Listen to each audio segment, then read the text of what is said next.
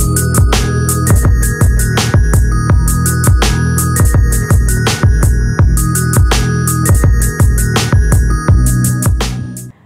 teman-teman semua, Assalamualaikum warahmatullahi wabarakatuh. Balik lagi bersama saya Bunda Alma alias Mauren. Gimana nih kabar kalian semua? Semoga sehat selalu ya, amin.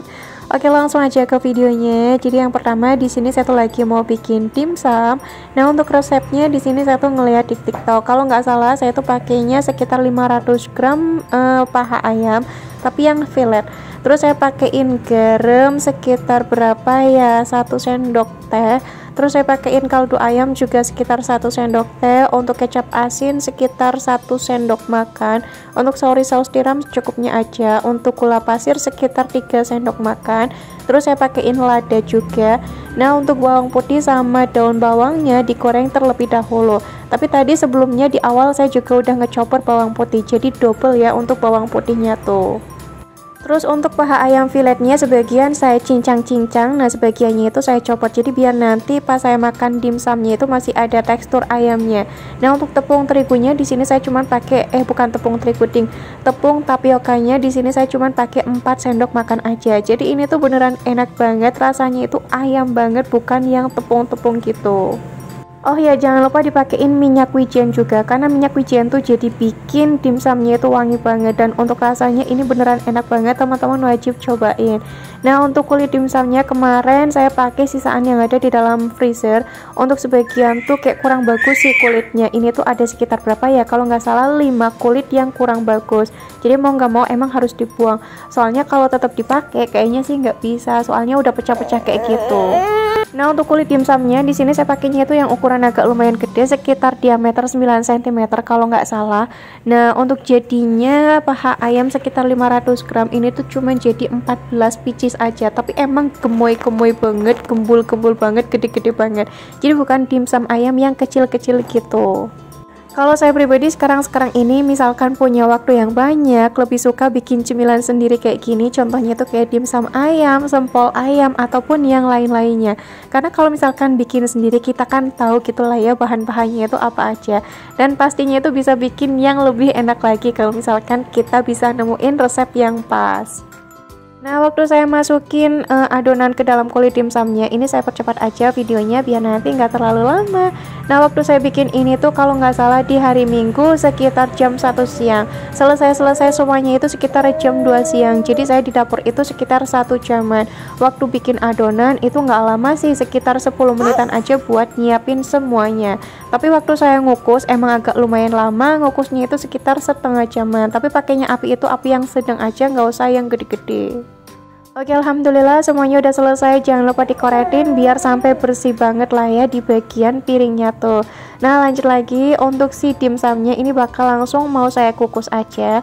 Nah, untuk ngukusnya ini saya pakai kukusan yang biasa, tapi saya pakai teflon yang dari, bukan teflon, wajan gitulah ya, yang dari stand cookware. Untuk di bagian saringannya ini saya olesin pakai minyak. Nah, untuk minyaknya ini tuh tadi bekas ngegoreng bawang putih sama daun bawang, jadi nggak apa-apa lah ya buat olesan di bagian saringannya. Jadi biar nanti kulit dimsumnya itu nggak nempel di kulit saringannya. Nah, kalau udah ini tinggal dikukus aja. Jangan lupa pastikan untuk airnya itu mendidih terlebih dahulu. Untuk kukusan yang pertama saya kukus selama 10 menit. Nah, habis itu saya olesin pakai air sama dikasih minyak wijen. Jadi biar nanti kulitnya itu nggak kering, jadi kulitnya itu masih gemoy ataupun kayak masih lentur gitulah. Pokoknya nikmat banget, teman-teman wajib cobain. Nah, kalau udah tinggal dikukus lagi selama 20 menit. Jadi total ngukus itu sekitar 30 menit. Untuk dimsumnya udah semuanya masuk, jangan lupa ditutup. Ini kurang lebih udah sekitar 10 menit, jadi mau saya olesin terlebih dahulu. Pokoknya pakai minyak wijennya itu secukupnya aja, untuk airnya juga nggak usah banyak-banyak. Ya biar memastikan aja sih ini tuh nggak kering ketika nanti udah dingin. Ini saya juga kata resep yang ada di TikTok, soalnya banyak banget yang komen katanya kalau dimsumnya udah dingin ataupun udah mateng kok kulitnya jadi keras gitu. Nah, waktu saya ngeliat komen-komen ternyata harus diolesin pakai air ataupun minyak wijen ataupun dicampur keduanya. Jadi biar nanti itu tetap lentur untuk kulitnya. Nah, kalau udah semuanya ya udah tinggal ditutup aja sampai ditunggu nanti dimsumnya itu mateng. Nah, waktu udah mateng lupa banget nggak saya videoin, nggak apa-apa lah ya. Untuk dimsumnya ini dicemilin langsung enak, digoreng juga enak, ataupun dibikin dimsum mentai juga enak banget. Oke, lanjut lagi ke videonya. Untuk posisinya ini Pak suami itu lagi shift pagi. Jadi alhamdulillah masya Allah tabarakallah Pak suami itu bisa bantuin saya buat mandiin anak-anak. Soalnya kakak Ale sekarang kan sekolahnya itu lebih pagi lagi, sekitar jam 7 lebih 10 menit. Pokoknya sekitar jam setengah 8 kakak Ale itu udah nyampe di sekolahan. Sedangkan sekarang kakak Ale sekolahannya itu emang agak lumayan jauh, jadi emang membutuhkan waktu yang agak lumayan lama buat ke sekolahannya. Ya mungkin sekitar 10 sampai 12 menitan gitu sih, nggak yang terlalu jauh-jauh amat. Nah, karena Pak suami yang mandiin anak-anak, jadi yaudah sekalian aja Pak suami yang makein baju anak-anak. Kemarin ini videonya itu di hari Selasa, kakak Ale udah pakai baju profesi. Dan saya tuh lupa banget nggak ngunci rambutnya kakak Ale ya. Jadi waktu dikuncir Pak suami itu kan masih berantakan banget. Tapi tenang aja, nanti bakal saya rapiin lagi karena emang kelihatan kurang rapi gitu. Dan lupa juga belum saya pakein apa ya, jarum pentul di bagian, bukan jarum pentul tapi kayak peniti gitu di bagian dagunya karena emang kegedean untuk jilbab yang kemarin saya beli.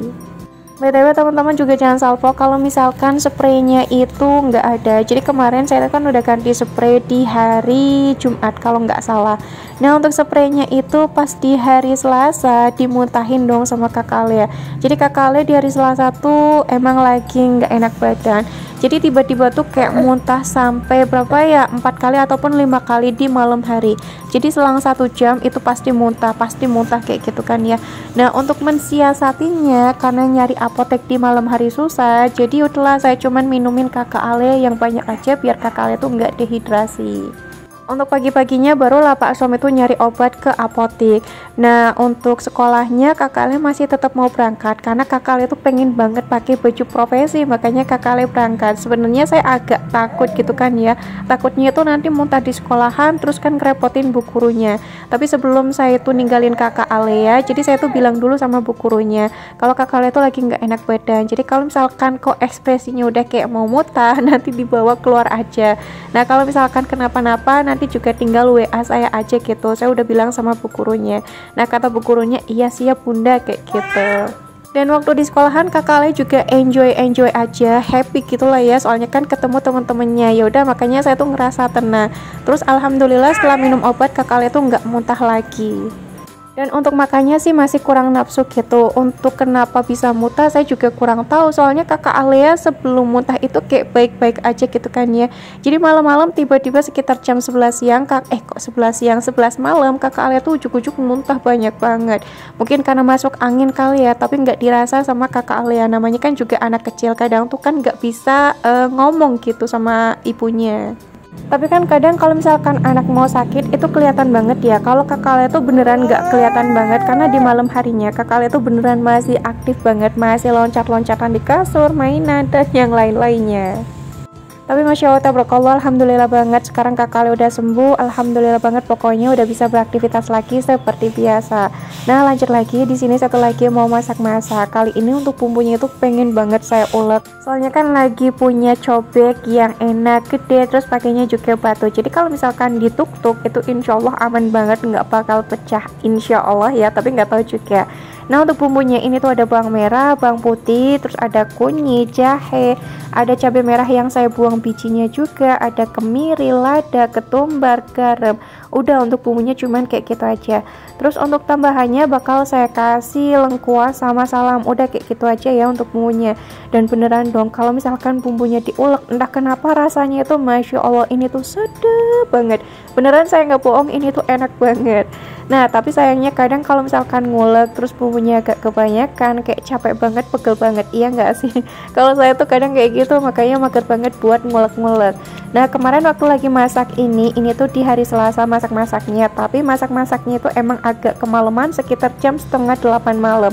Kenapa nggak malaman? Soalnya kalau kakak Alia lagi sekolah kayak gini, lagi hari-hari sekolah, saya tuh emang kayak sibuk banget, jadi masaknya ya udahlah nggak apa-apa kemalaman. Pak suami saya juga kalau misalkan pulang kerja shift pagi, nyampe rumah itu sekitar jam setengah 9 malam. Nah untuk bumbunya tinggal ditumis-tumis aja, terus kalau misalkan udah matang tinggal ditambahin air secukupnya. Nah, jangan lupa ditambahin santan. Untuk santannya saya pakai santan sasa ada 2 bungkus. Habis itu tinggal dimasukin aja untuk kelabu yang tadi udah saya irisin juga, udah saya cuci, udah saya buang untuk getah-getahnya. Nah, kalau misalkan udah, tinggal dimasukin aja telur yang tadi udah saya rebus dan juga udah saya kupasin. Untuk bumbu tambahannya saya kasih tambahan garam, gula pasir, masako ayam, micin sedikit aja, udah kayak gitu. Karena kan untuk apa tuh namanya, lada udah saya tambahin waktu ngulek tadi. Nah, ya udah, untuk tampilannya kayak gini dan untuk rasanya masya Allah nikmat banget. Untuk temennya nanti bakal ada kerupuk, jadi saya cuman masak 1 menu aja. Pokoknya kalau Pak Suami satu lagi shift pagi, biasanya saya masaknya itu emang menu yang simple-simple, nggak mau yang ribet-ribet. Sampai sini, wassalamualaikum warahmatullahi wabarakatuh, bye bye.